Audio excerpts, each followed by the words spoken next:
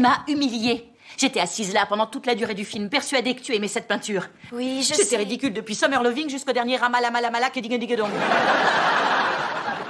C'est vrai, t'as tout à fait raison. J'aurais dû être honnête avec toi et te dire que ce cadeau, c'était vraiment trop.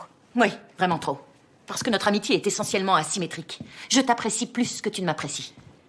Je ne crois pas qu'on puisse mesurer l'affection qu'on porte à quelqu'un. Je t'ai offert un tableau d'1 mètre carré 14. Tu vois que ça se mesure. Amy, arrête, c'est bon. Si t'aimes pas les mètres et c'est les dollars, ce tableau m'a coûté 3000 $. 3000 $, oh mon Dieu!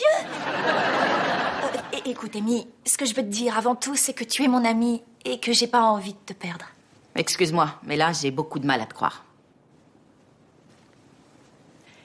Attrape ce marteau. Non, le mal est fait.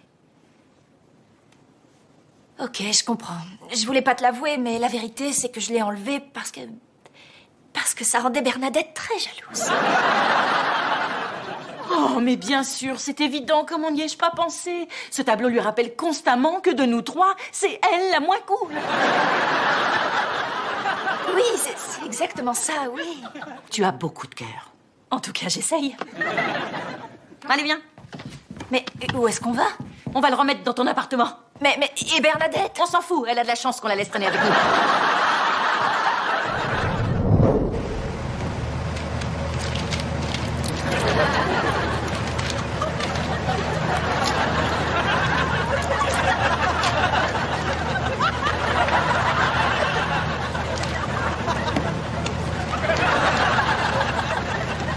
Qu'est-ce que tu fais?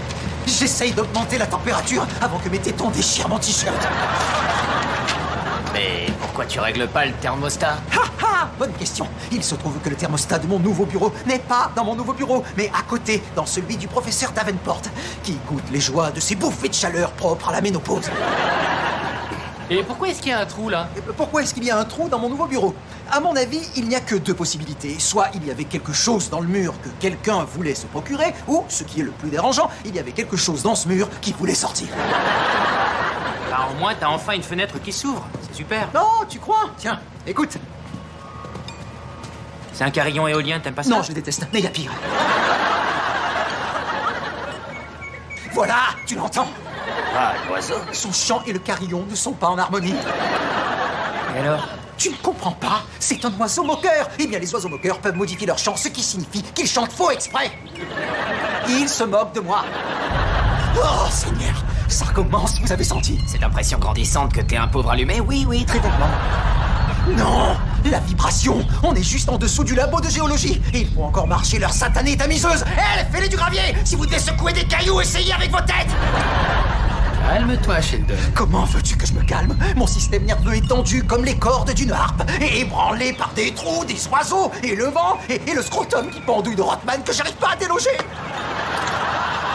Si tu n'es pas content, tu n'as qu'à laisser le bureau à Kripke. Et c'est lui qui aura gagné? Non mais tu me prends pour un fou.